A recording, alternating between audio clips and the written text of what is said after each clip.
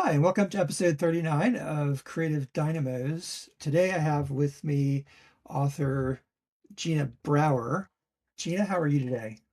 I'm great, thank you. Nice to meet you. Good to meet you. We connected on Threads and when I put out the call for interview, and I'm glad that you said yes. So you're a fairly new author. You don't have anything out at this point. Tell me a little bit about what got you to be a writer, what made you decide to write, and why this book in particular that you got coming out. I've always wanted to be a writer since I was a little girl, and life got in the way. My confidence in my creativity was pretty low, and I just took office jobs and played it safe. But last September, I lost my office job because of union rules. And I had all this free time while I was looking for work. And I decided I wanted to write a movie because I love movies and I love horror movies. So I decided to write a slasher. And it was going to be a reworking of the movie Slaughter High. I don't know if you're familiar with Mhm. that one. Yeah, And I decided to add a musician to the script and I needed a song. So I tried to fit Starman from David Bowie, but it wasn't fitting. It just would not fit. I couldn't get it to work. So my husband suggested, hey, why don't you use Jobriath? So all of a sudden I went, oh God, I forgot about him. I haven't heard his name in years. So I started listening to him again to pick a song, and I re fell in love with the music. And there's so much to love about the music and him, and I started watching his documentary. It's called Jobriath AD, and it came out in 2013. It was directed by Kieran Turner, and I just got completely inspired. He became my muse, and so I started writing this book. And my husband's a musician. I listen to music all day, and sometimes I sleep in earpods. And I decided that I wanted to resurrect Jobriath because his career was so short and it's just truncated unfairly in his life as well. And I incorporated other rock stars who were also overlooked, and either their careers were short or they did continue on, but they're maybe not as noticed as they should be. I don't think I'm familiar with Jobriath. I looked him up and haven't listened to any of his music. Tell me a little bit about him. What spoke to you as choosing him for your muse? Jobriath is known as the first openly gay rock star to be signed to a major label in the early 1970s. And he was signed to Elektra, and the manager that he had at the time, Jerry Brandt, used all of his skills as a manager, and he was referred to by Jobriath as PT Barnum Brandt. And he sold this his find as being signed for $500,000. Now that's crazy. And For Jack sure. Jack Holtzman from Elektra did not spend $500,000 for one artist. He even said that he would never do that for anybody, let alone this unknown. So it was probably closer to 50 to maybe 75,000 total. And what I love about Jobriath, we're both theater kids. I appeared in theater in high school, and he was in the original LA production of Hair and later in New York. And I love music, and I love dramatic orchestral music, and that really is Jobriath's strength. He was a piano prodigy. He grew up playing Prokofiev and Beethoven and Chopin, and he was born in Philadelphia. He grew up in King of Prussia. I live in Philadelphia, so it's claiming our hometown idol that no one seems to know about very well. Right. So tell me a little bit about this book that you're working on. What's the deal with that? So it's a little different. I'm not familiar with any other book doing it this way. So I decided to write it in stereo.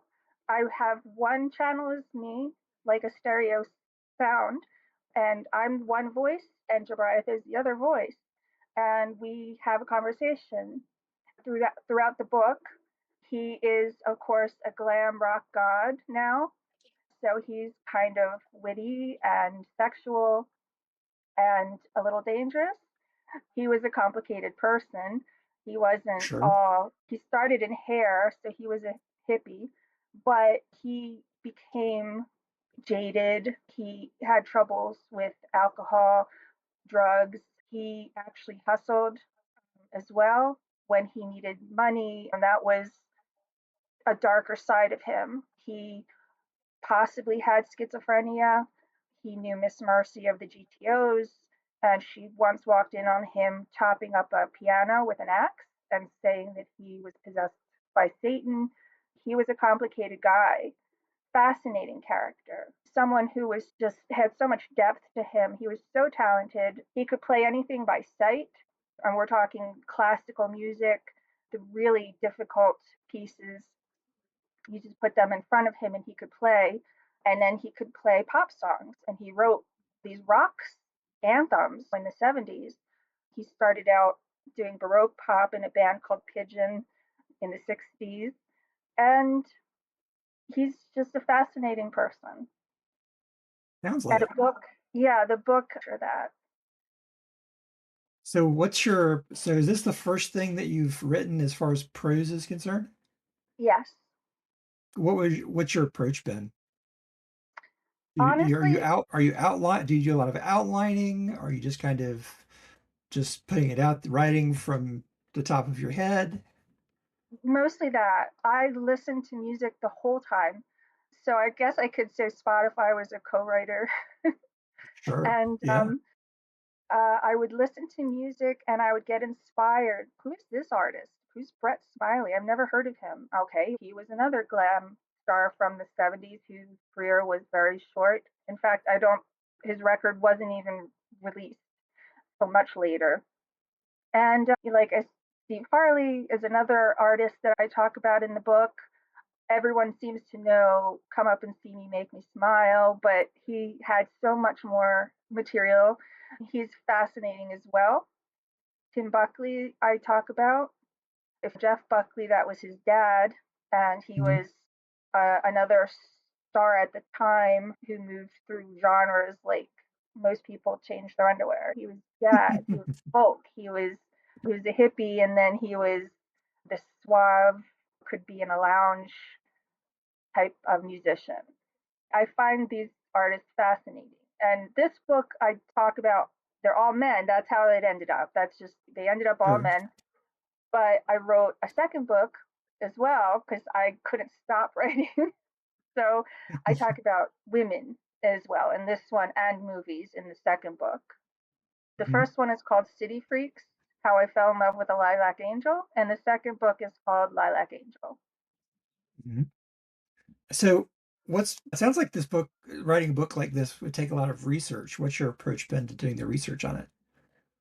I am surrounded by records. Like I said, my husband is a musician, and our downstairs is like a record store between Nice. albums and CDs.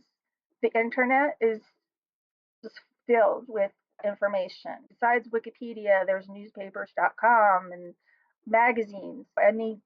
Anything you want, you can find it. I did not go talking to colleagues. I had the documentary, I had Jobriath AD, and that covers his story from birth until his death in 1983, which is also a tragic but a fascinating story. But so I basically did it that way.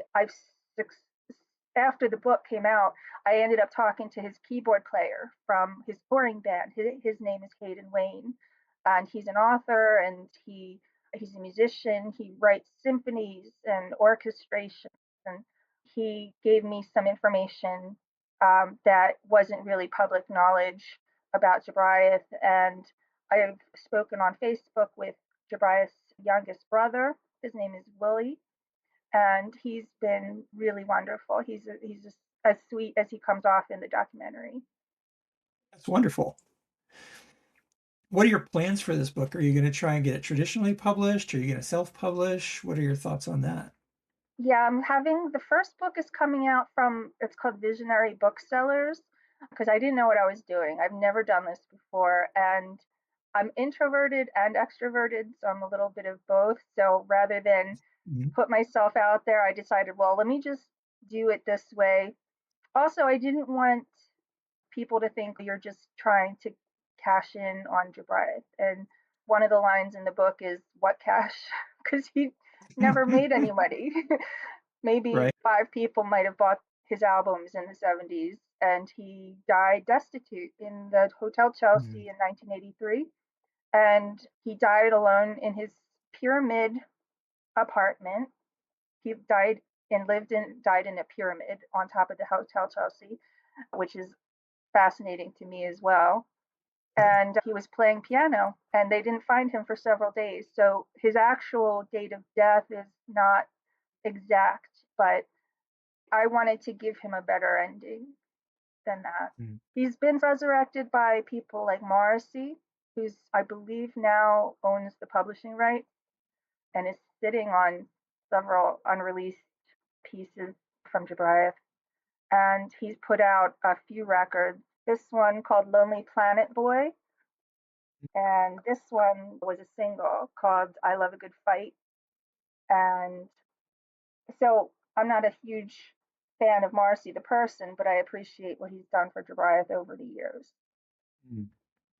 Yeah, I think it's great when it's sad that he was not famous in his own time, but I think it's wonderful when people discover these sort of hidden gems Mm-hmm. of entertainment and bring them out for the rest of us to enjoy. So I think that's a worthy goal. I think anybody that would accuse you of trying to make money off of Jobriath's legacy, I mean, like what money? That's a good comeback. I think it's just your intentions seem very pure in that regard. Where did the title of the book come from?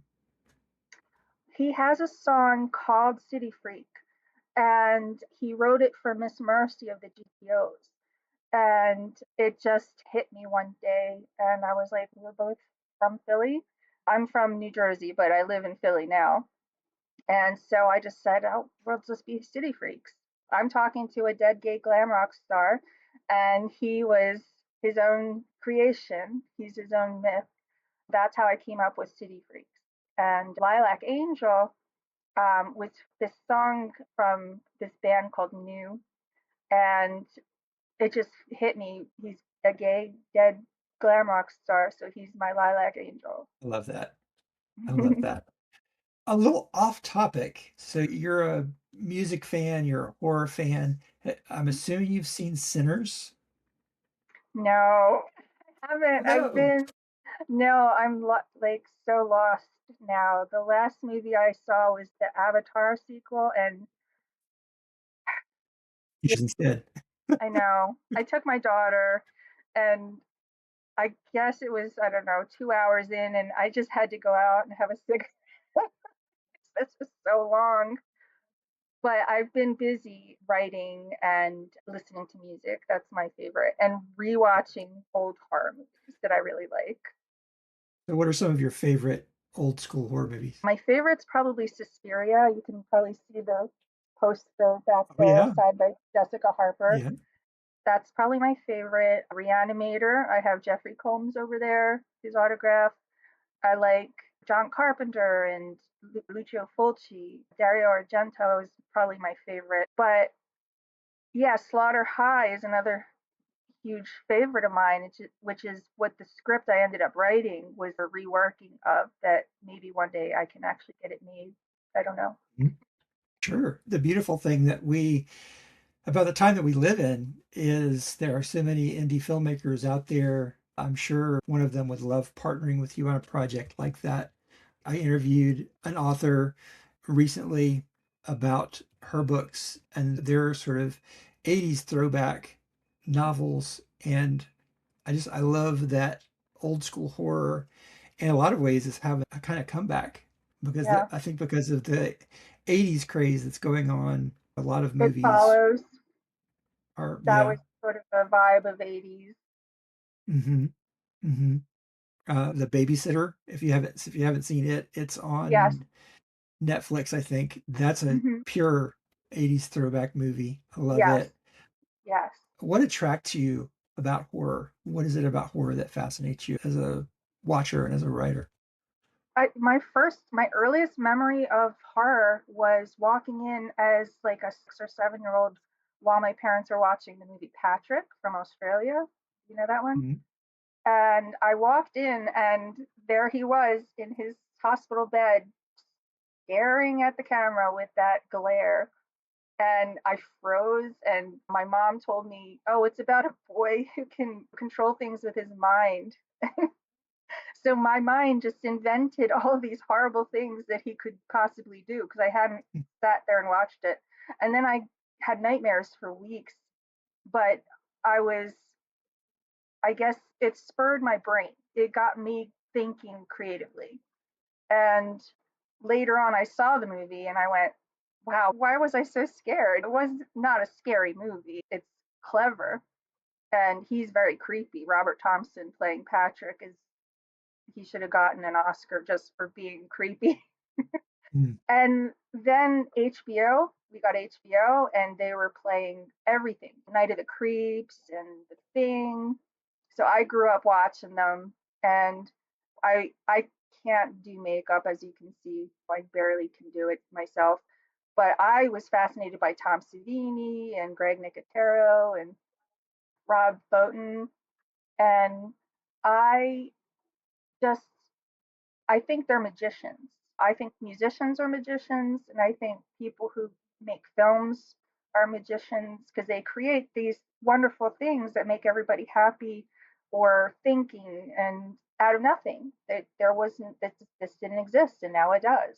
Authors, that's probably why I wanted to be one because I come up with these ideas and I never knew how to express them until now. Mhm.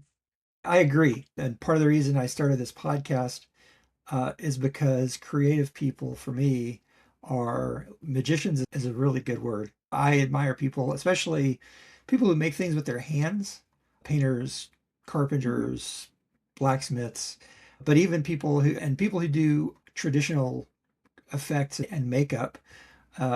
Yeah, I like to follow cosplayers and other people because they're literally shapeshifters.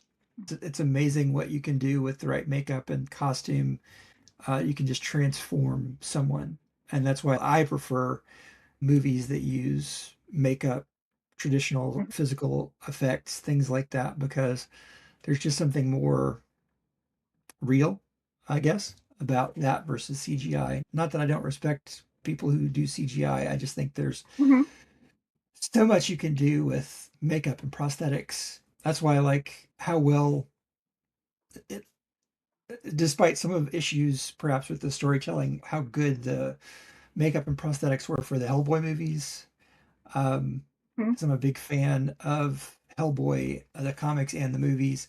Yeah, just turning Ron Perlman into Hellboy or Doug Jones into Abe Sapien with the physical makeup Doug is Jones, he's a master. He's he amazing. is modern day Lon Chaney right there. So yeah, I am a big uh, proponent of physical transformation using makeup and special effects rather than the CGI that's become so popular because we're at that point now where the CGI is so good that when it's flawed you can tell, and when it's at the peak of its perfection there's still that uncanny valley effect where even though it's just really good there's something about it that just turns you off. And I think that you can avoid that if you're using traditional makeup and special effects versus CGI. So, as a new writer, what are some of the challenges that you're facing as you get these books ready? Oh, because I'm new and I am nobody. I'm a nobody. I don't have a name. I'm not an influencer. I'm not a celebrity or some sort of hanger on. I don't, I, the only famous person I know, he used to be in the Buzzcocks. I mean, in Buzzcocks, not the Buzzcocks. Sorry, he used to be in Buzzcocks, and I'm not going to say, "Hey, Steve, can you hook me up with some named people in the industry who might be able to sell my book for me?" I'm not going to do Sure. that.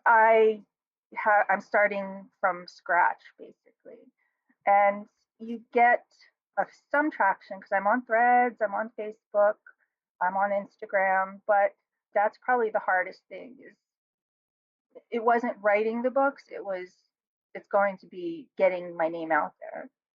Sure. Sure. And that's one of the reasons why I was glad we were able to connect, because one of my purposes is to find people who are just getting their start. I think those people like you need this boost. And yeah, as much as I would love to interview famous people, and I'm sure that I have, and I'm sure I will again. The only purpose I have for that is expanding the reach of this podcast so that I can platform people like you who are just getting their start and need that extra bit of attention. Wonderful, So, thank you. yeah. When is the first book going to be available? That should be out soon, probably within the next month. And I self-published the second book because I didn't work with a publisher with the second book, so I just threw that out there. And you don't need to have read the first one. The second one is a standalone, and it kind of recaps who is Jobriath and who are we. And I kind of molded us into a church, the chorus of the lost. So that's the other musicians. Jobriath is the patron saint of our church. And yeah, so you can buy Lilac Angel now if you wanted to on Kindle and on paperback. And the first book, that's the publisher. That's going to be coming out shortly. Okay. That's fantastic. I will definitely make sure to link those in my show notes. So, your husband is a musician. I'm sure that he was something of an inspiration for all of this. What does he think about your writing? Oh, I think he likes it. He said he did, so I'm going to trust him with that. It's because of him that I even know who Jobriath is. He's the one that in 2013, no, it was 2013, and he said, "Oh, do you want to watch this documentary?" And I'd heard of it, and I didn't know who he was, and I said, "Yeah, sure." We watch or own all of like every music documentary made. We watch, and so I watched it, and I fell in love with him. He looks angelic. I have his first album here. That's him, Mm, hmm. and he knew he was very charismatic, and he knew how to manipulate people with his looks and his charm. And he will do that to you if you watch the documentary. It's hard not to fall in love with Jobriath, with for all his faults. And that he stuck with me, and I listened to the music. And if you go to Spotify, the first song you're going to encounter is I'm a Man, and that's usually people's intro, unless it's through Morrissey, who covered Morning Starship, so they might know him through that. And Def Leppard covered Heartbeat, so they might know it through that. And I'm sure I know that song because I was a big Def Leppard fan in high school. Mm-hmm. Yeah, this one was more recent. They did it for, I think, the UK, so you might have to dig for that version. Sure. But so he's got champions. Will Chef, I believe he's Ockerville River. I'm not sure to pronounce that. Jake Shears, he's another Jobriath fan that they interview in the documentary. So he's had recurrences throughout the following years after his death, and but nothing now. The documentary came out in 2012, and I would love for Morrissey to release some more of his music, but his record just came out, so he's probably busy. A little bit, I'm sure. So, what are your plans for work after these books come out? Do you have any ideas that you'd like to do in the future? I have a third book that I'm working on, So City Freaks, this one's called Street Creatures because Jobriath's record was Creatures of the Street. And um, I'm sorry, I have so many, like, this was one of his, I don't know if I should censor that. That's not his real butt, by the way. That's fake. That's a fake butt. If they'd used the real one, they probably would have sold more records. But Morrissey shows it in one of the CDs, and it really was magnificent. I'm working on the third book, and I plan to have that come out. Probably going to try and have that actually published by a house because I've got some confidence going in this time. Mhm. Mhm. Well, I wish you all the luck in the world. I want to thank you for coming on. How can people find you and follow you? City Freaks, I'm on Threads, City underscore Freaks, and also on Facebook, I'm City Freaks. And I have to get better at posting on Facebook, but you'll see me on Threads. I post music every day there because I have a gremlin in my algorithm and I will hear these songs from bands that I did not know existed from every genre. I'll start out playing Hair and then end up at, I don't know, the Cars or something like that. So